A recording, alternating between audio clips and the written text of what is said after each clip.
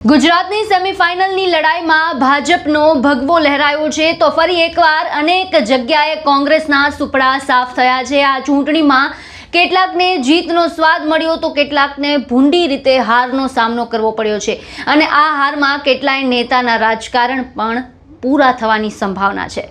વાત કરીએ સૌથી પહેલા સુરતની તો સુરત મનપામાં 1999 પછી ફરી વિપક્ષ વિહોણું શાસન જોવા મળશે। 10% બેઠકોના નિયમના કારણે કોઈ પણ એક પણ પક્ષ છે તે વિપક્ષનો દરજ્જો મેળવી શક્યું નથી।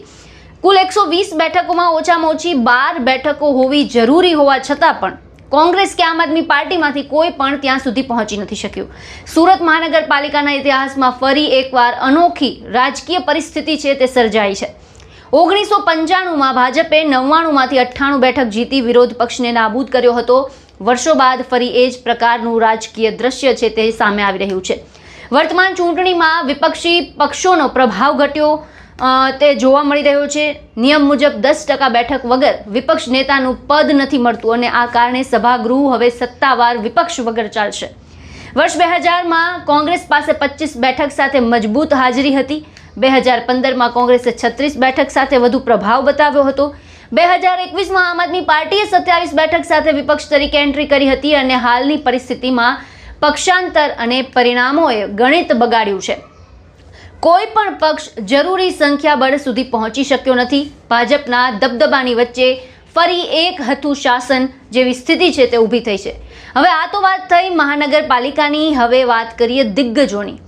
આ ચૂંટણીમાં અનેક દિગ્ગજ નેતાઓને ભૂંડી હારનો સામનો કરવો પડ્યો છે। તેઓએ વિચાર્યું પણ નહીં હોય કે આવી હાર થશે।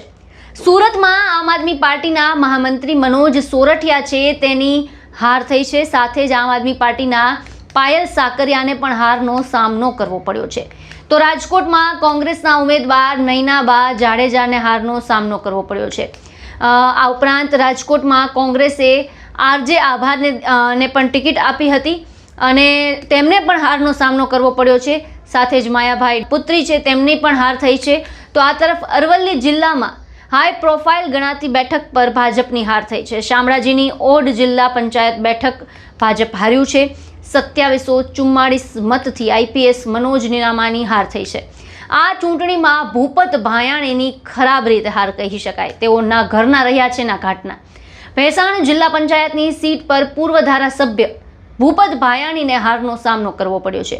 ચોંકાવનારી વાત એ છે કે એક સમય આમ આદમી પાર્ટીના ધારાસભ્ય પક્ષો પલટો કરીને ભારતીય જનતા પાર્ટીમાં ગયા હતા, જ્યાં ભાજપે તેને જિલ્લા પંચાયતમાં ટિકિટ આપી અને હવે તેઓ આમ આદમી પાર્ટીના ઉમેદવારની સામે જ હાર્યા છે।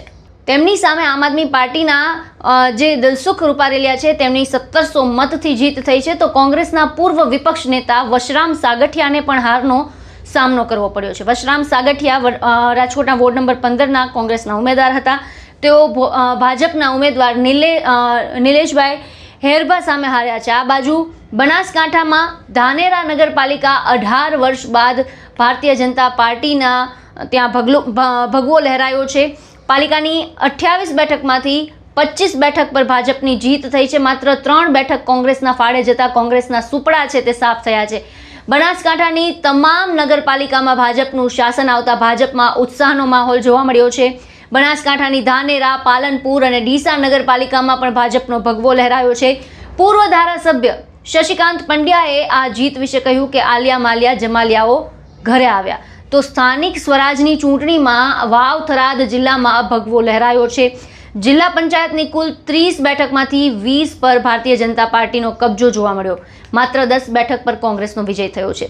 8 તાલુકા પંચાયતમાંથી 6 તાલુકા પંચાયતમાં ભાજપની જીત થઈ છે, જ્યારે 2 તાલુકા પંચાયત કોંગ્રેસના ખાતામાં આવી છે। દિયોદર અને લાખાણી તાલુકા પંચાયત કોંગ્રેસે જીતી। બાકીના તમામ તાલુકા પંચાયતોમાં ભાજપનો પ્રભાવ જોવા મળ્યો।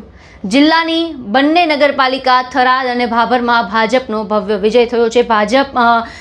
ભાભર નગરપાલિકામાં કોંગ્રેસના સુપડા સાફ થયા છે તો ગેનીબેનને પોતાનો ગઢ પણ અહીં બચાવી શક્યા નથી। ભાભર નગરપાલિકાના કુલ 6 વોર્ડની 24 બેઠક હતી, તેમાં ભાજપનો વિજય થયો છે। 1 થી 6 વોર્ડની તમામ પેનલમાં ભાજપ વિજેતા બની છે। ભાભર નગરપાલિકામાં ભગવો લહેરાયો છે। સાંસદ ગેનીબેન ઠાકોરના ગઢમાં ભાજપનો દબદબો આ જોવા મળ્યો છે।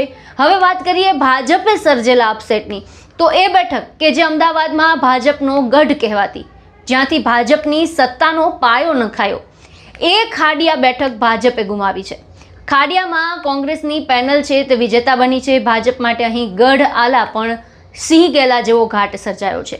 હવે ચૂંટણીના આ જે પરિણામ છે તેને લઈને આપના શું વિચાર છે, આપના શું મંતવ્ય છે, અમને કમેન્ટ બોક્સમાં જણાવો અને તમામ અપડેટ્સ માટે અમારી સાથે જોડાયેલા રહો.